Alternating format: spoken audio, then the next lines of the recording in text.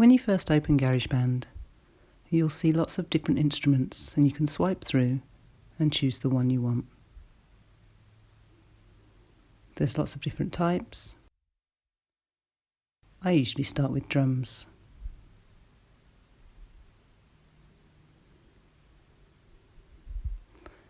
So you click on the screen that you want and it will open you in a drum sequencer.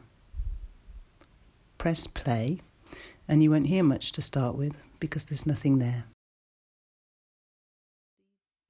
You'll see down the left hand side that there are different drum noises that you can choose from, and as you start to put those in, you'll start to hear sounds.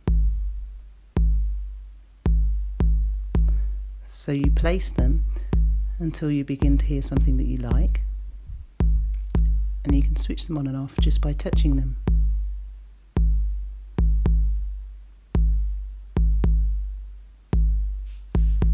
Now I'm going to add a snare.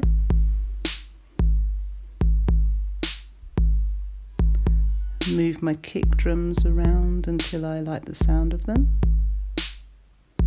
Start to add some cymbals.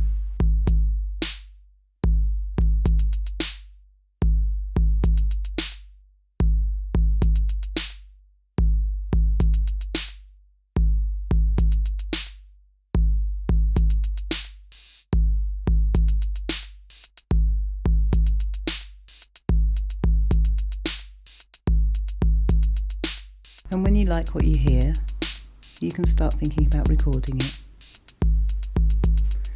One of the mistakes that people make when they put GarageBand into record on their iPad or iPhone is that they don't skip it back to the beginning before they start the record. So skip it back, begin the recording, and then you'll see it starts going red at the top in the ruler section. You need to allow it, you need to trust it to record it on its own. You don't need to stop it, you don't need to do anything, and when it's finished it will turn green, and that means that you've got a completed loop. So we'll stop it playing, and at the top left hand side of the screen you can click and go into your sequencer window, and you'll see that now we can see the sequenced MIDI notes and we can play them.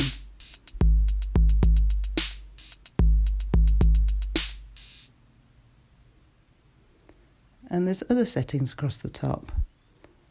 You can look at your song settings and your track controls. You can look at loops.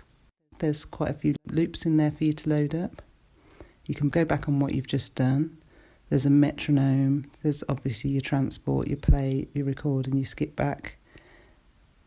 And that's where you go back into your instrument or come back into your sequencer window.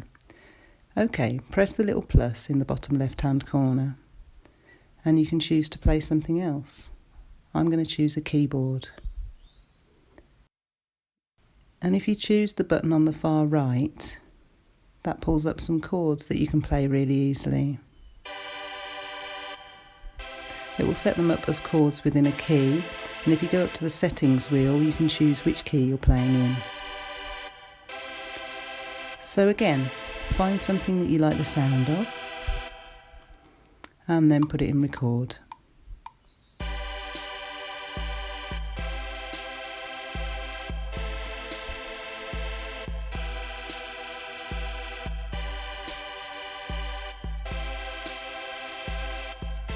There's a few different sounds for you to choose from, so you can experiment. Again, you wait for it to go green, and then you can go back into the sequencer window.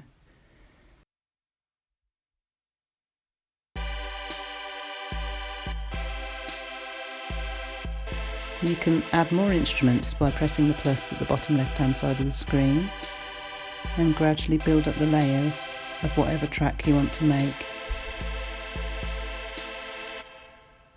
If you open up the left-hand side of the screen, it becomes a mixer and you can solo things and mute things or change the volume. And if you want to edit the notes in whatever you've just played, double tap and it will open up and you can find your notes and move them around.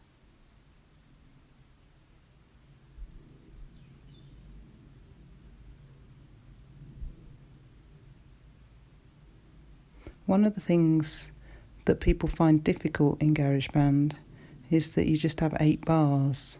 If you go to the little plus sign at the top right hand corner of the screen in the little ruler, then you can open different sections.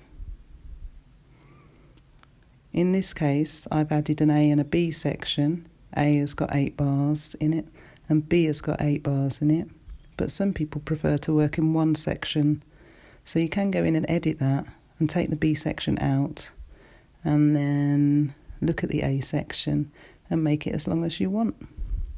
I'm going to make it 16 bars long, and what it will do is automatically loop your information into that space.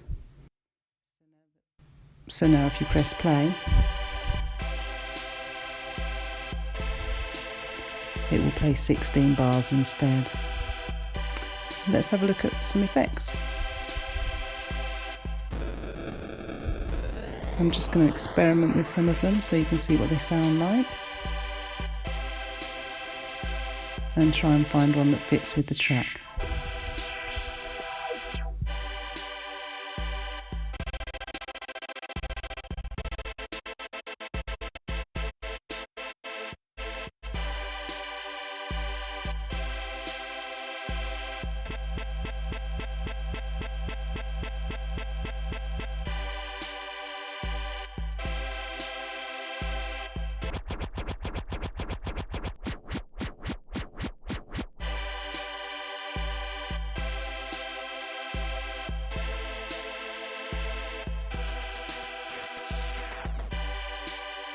Okay, I think I like this one the best, so I'm going to go ahead and record that.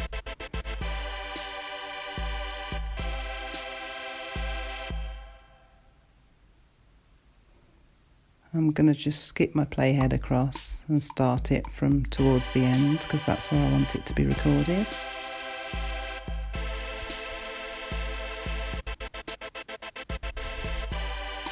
And then I'll stop it.